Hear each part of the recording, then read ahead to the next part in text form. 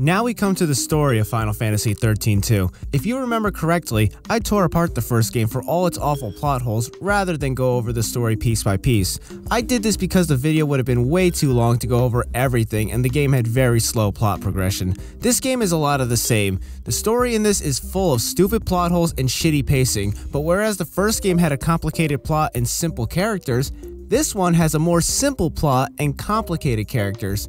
However, and this sounds confusing, I know, this plot is simple in its complexity and the characters are complex in their simplicity. The plot of Final Fantasy XIII-2 is simple when laid out in front of you, but it's made to sound confusing and complex with the way it is conveyed and how the characters speak. Like the last game, there isn't much in the way of exposition and you are once again resorting to the data logs to fill in the holes. However, you aren't doing this as much because it's more about knowing the terminology than it is understanding the details. The terminology in this game is complex, but it all boils down to basic mechanics, so it's simple in terms of what it is, but complex in terms of how it is explained. As for the characters, they are complex but shallow, meaning these characters are obviously more than surface level characters. They have clear thoughts and motivations, but they aren't talked about, explained, or executed in an interesting way. They all come off as overly blunt and obvious or way too vague and cryptic to the point where it feels like you're missing something because they won't just come out and say it. This results in XIII-2's story swinging through all sorts of tones and it ends up coming off as even worse than its predecessor.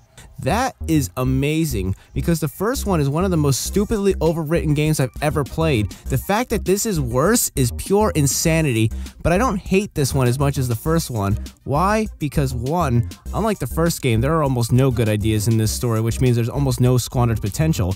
2, it feels so half-assed and slapped together that you can't even get as mad as you are disappointed for the lack of effort. And 3, it's a sequel to a game that was already a huge piece of shit, so there's nothing to expect this time. With 13, it was a new entry to the series with a new world and it carried the hopes that the franchise would pull itself out of the spiral it seemed to be on after 7. It had a lot of potential only to turn out to be a lousy, boring experience. XIII-2 isn't as bad. It's not insulting to fans of the original like Final Fantasy X-2 was to fans of 10. It's just a continuation that no one asked for. Now with that said, it's still bad. How bad? Well, let's briefly go through the plot. And yes, spoilers. The first cutscene in the game is possibly the most confusing. It starts as if it's a film already in progress. We are in a totally different world with lightning and armor worshipping a god we've never heard of before. We then see an emo fuckboy in spandex burying a girl at sea in a way that's supposed to remind us of Aerith's funeral scene in 7, but because we don't know either of these characters, we don't care. Then the game turns into a battle with these two controlling monsters and doing some admittedly cool fight choreography, but it all boils down to nothing. We don't know why they are fighting or who this guy even is. Then in the middle of the fight, some random guy falls through the sky and suddenly is totally into the action as if he knows what's going on and knows the guy Lightning is fighting. Then she sends him off through some portal with a Moogle to recruit Sarah for some adventure or something, and then... My hopes go with you, Noel Christ. Become an arrow through time and speed your way to Sarah. Be there for her, because I no longer can. She dies?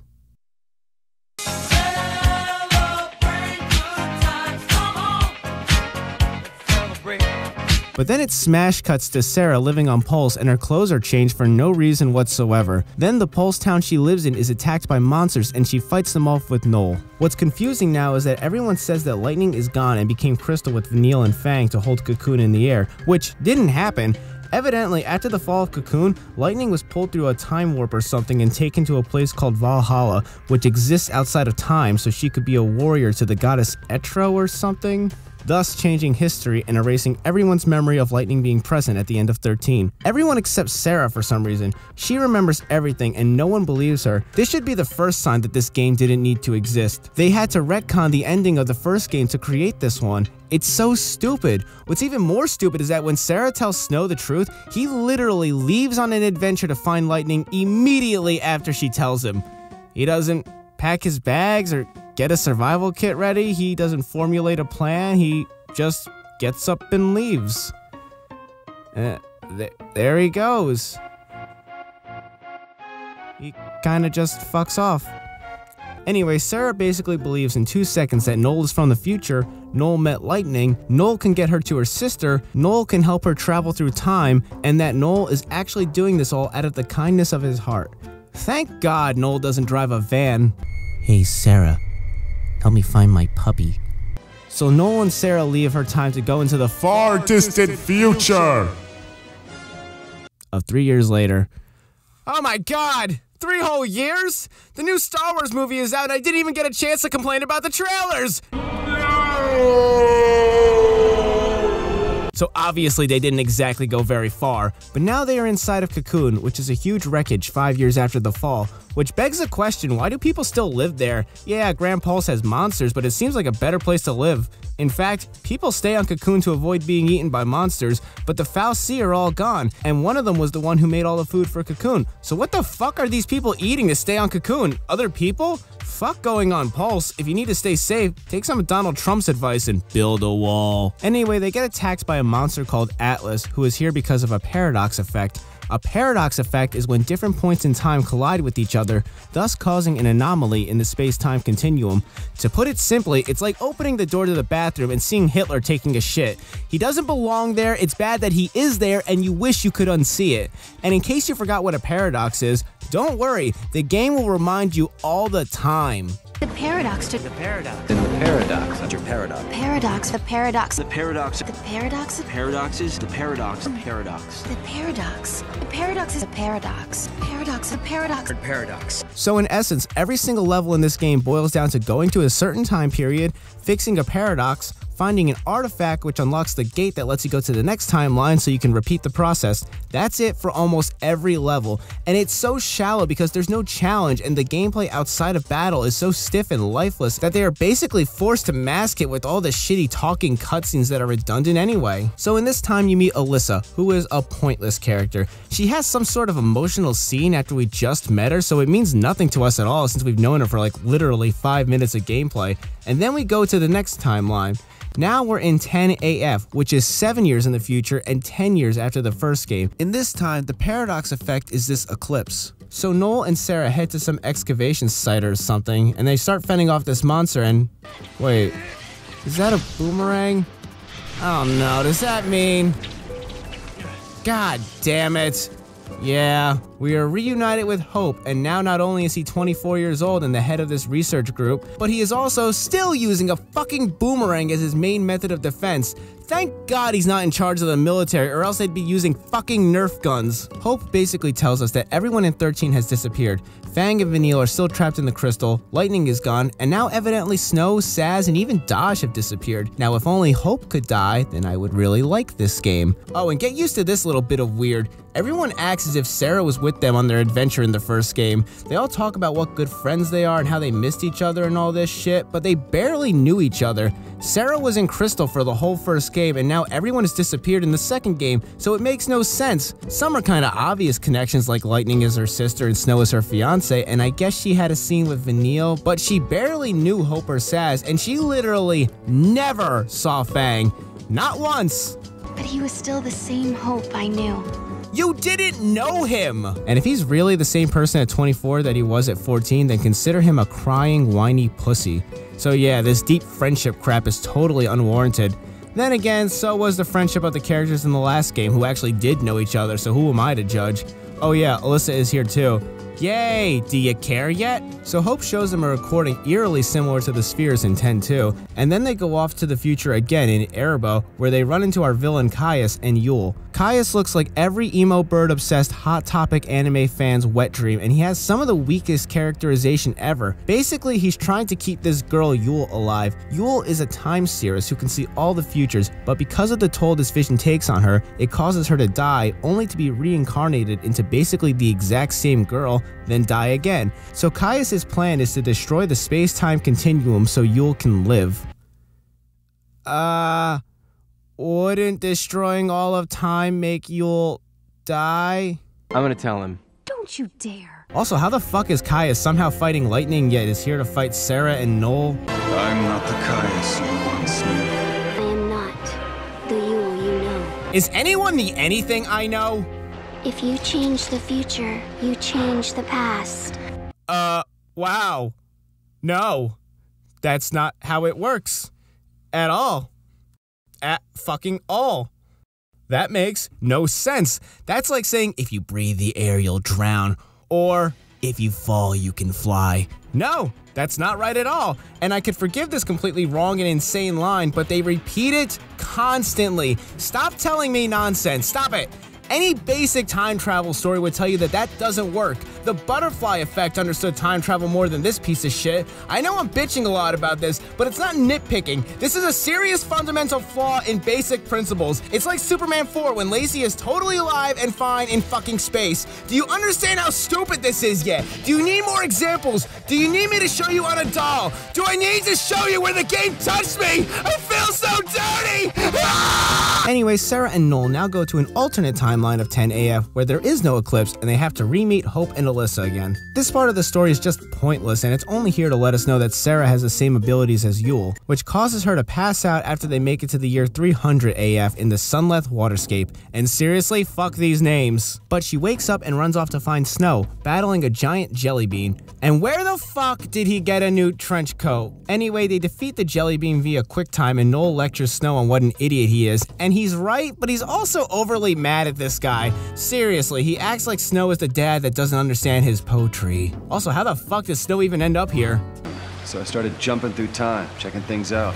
Yeah, okay, that sums it up. That's like asking a chef, how did you make this delicious gourmet dinner? And then he just says, I cooked it. It's not really helpful. I think Snow may have just accidentally fallen through a blue portal hole. Basically, Snow is trying to fight off the jelly bean to stop it from eating the crystal pillar that causes Cocoon to fall. But hey, if it kills Vanille, I'm with the jelly bean. So they find a gate and it looks like Snow is going to be a new party member. Well, that's good. More variety would be nice. Plus, Snow wasn't that bad in the first game, so I guess I won't mind using him here. Okie dokie. Let's check out the future. Not you. What? Wait, you mean Snow can't go through? Are you shitting me? There's no reason for Snow not to be able to go here. For every road, there's a different gate. Somehow, I don't think this one's yours. Not his gate? Well, how the hell are all these other gates Noel and Sarah's? Do they have giant his and her gate signs? This is just a lazy way to rationalize why Snow can't come with us. Whatever. They end up doing some more pointless time traveling just to come back and try to fight the giant jelly bean again, and you kill it only to find out that Snow is actually a Lassie again and is also a paradox, and then he disappears in time. And as Sarah is crying over the loss of her fiance, Noel tells her what an asshole and an idiot he was and how he hated Snow based off of the 5 minutes that they knew each other for. Jesus Christ, guy, give her a second to mourn, damn! So after Noel is done ripping out Sarah's heart and crushing her feelings, they continue on their adventure through time. Seriously? How did she not cut his fucking dick off after that? Anyway, they end up in the year 400 AF in a future city on Pulse called Academia, which is under attack by an artificial foul sea that Hope created in the past that's turning everyone into Seaths. Everyone but Noel and Sarah, apparently. Now Caius appears telling them that they should be dead because he trapped them in the past, but now they are paradoxes and he has to kill them again? Don't worry, it's about as confusing as it sounds. So now he's trying to stop them. Does Caius have brain damage or something? If these two are time traveling too, then obviously there will be different parallel universes. He should know this, so why is he so confused right now? If this game is going to use multiverse theory as a fact, then this shouldn't be too shocking. Side note, I hated this level because the random encounters here are frequent and unavoidable, no matter how far the enemy is out of your range. Fucking bullshit. So Noel and Sarah fight another giant fuck-off monster and Yule dies again. Almost every single level consists of going to a time, resolving a paradox, killing a boss, watching Yule die, and then doing the same thing in the next timeline. Yeah, there are side quests, but like I said before, they are boring and are often as basic as kill this guy or find my thingy. So now Noel and Sarah go to the next time, which takes them in some tower with boring puzzles. They meet a robot clone of Alyssa who shows them footage of a foul sea murdering Hope and the real Alyssa years in the past. Evidently, Hope made an artificial foul sea to try and suspend Cocoon in the air once again to save Vanille and Fang. For fuck's sakes, really? First of all, how do you just build God? Do they have a God starter kit at Home Depot? Second, why would Hope make an artificial foul sea after all the shit they went through in the last game? It's such a contradiction after everything they've been through. It would be like if Batman started making new robotic Jokers to replace the old one. Kind of just recreating your own problem here. And third, how did he not have a backup plan in case this shit happens?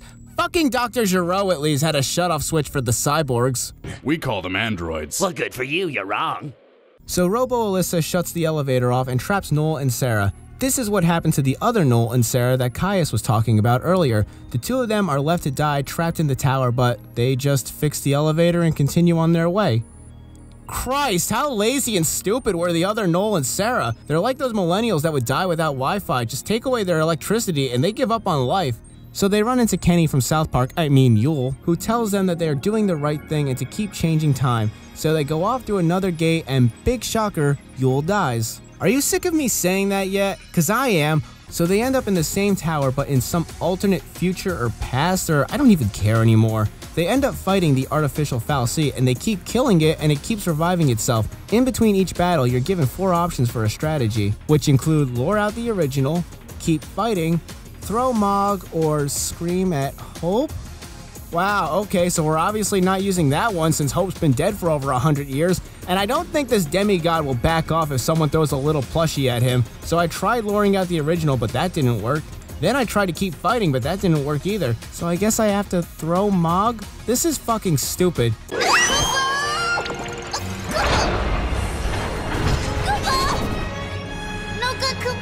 Yeah, no shit, it doesn't work. I could have told you that. So my only other option is to scream at Hope? I already know this won't work, so great, I guess I'm gonna waste my time with this and it's going to end in a lame QuickTime event. Hope! Can you hear me? I've got a bone to pick with you. These machines you built are driving me nuts!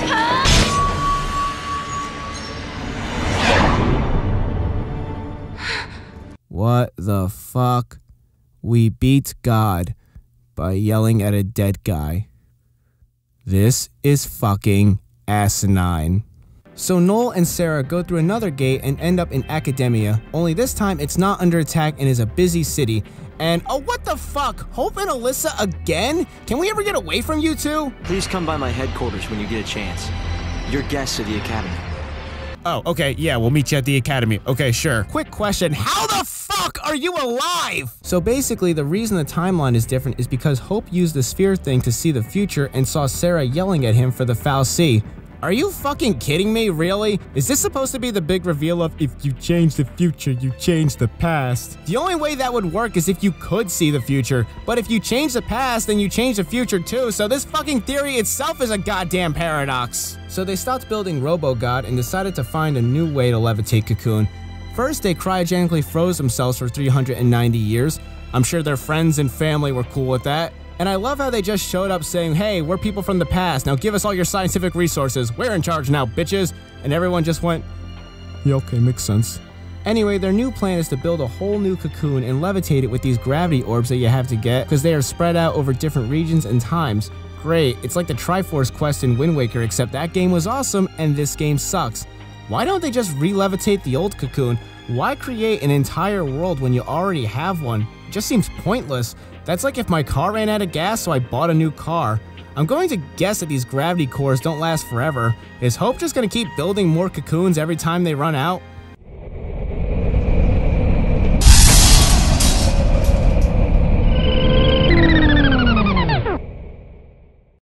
So once you gather all the cores, they are ready to levitate the new cocoon, and Sarah and Noel are ready to go through the final gate to confront Caius. Unfortunately for them, they get separated while traveling through time and end up in the void beyond time and space. Noel ends up being confronted by Caius and...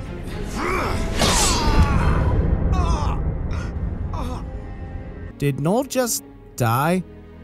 Alright, sweet, now if Sarah dies, I can stop playing this stupid game.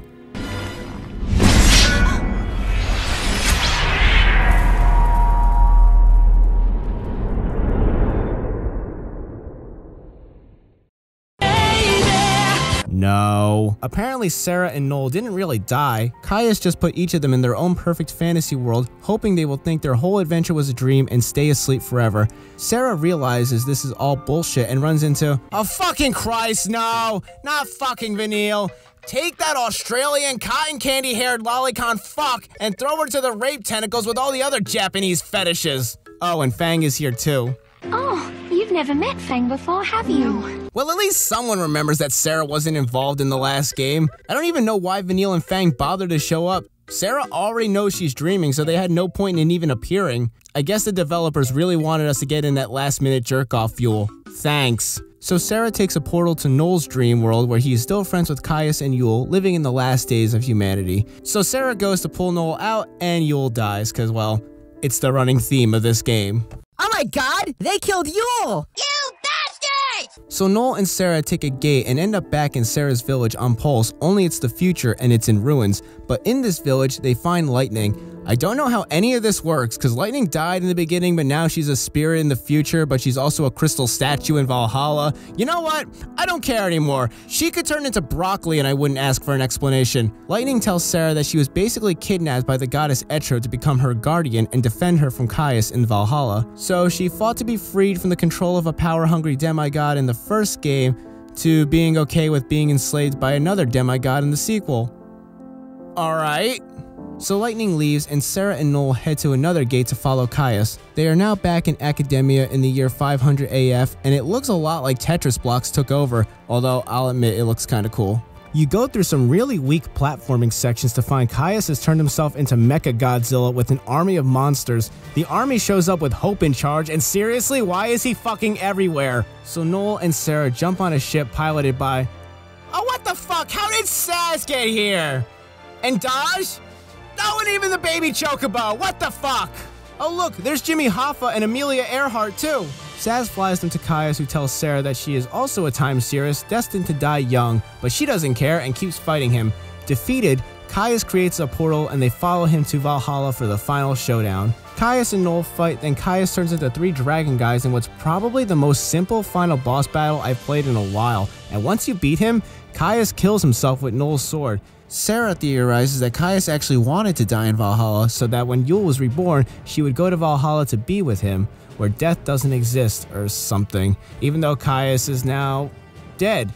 I have no idea. Seriously, if this is what he really wanted all along, why didn't he just go to Valhalla and put a fucking bullet in his head and save everyone else the trouble? Back in Academia, Hope and his crew have successfully taken Vanille and Fang out of the crystal pillar holding up Cocoon, which begs the question, why didn't they just take them out of that thing hundreds of years ago and then worry about holding up Cocoon? And don't you fucking tell me that they were needed to keep the crystal pillar intact, because it was clearly going to fall with or without them inside. So Cocoon falls yet again, but this time it is actually destroyed. All the while we are greeted with yet another pop song, and seriously, this one fits even less than the first one. This is some kind of happy, hopeful song as we're watching a world being destroyed. Yeah, because every natural disaster needs more pop music.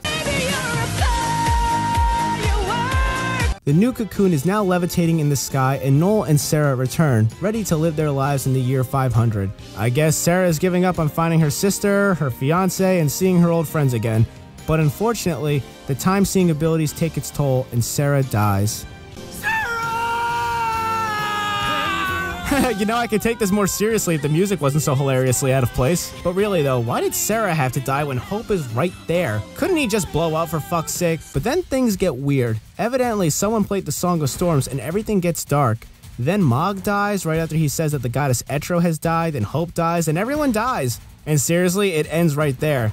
Then it says, no! God damn it, why?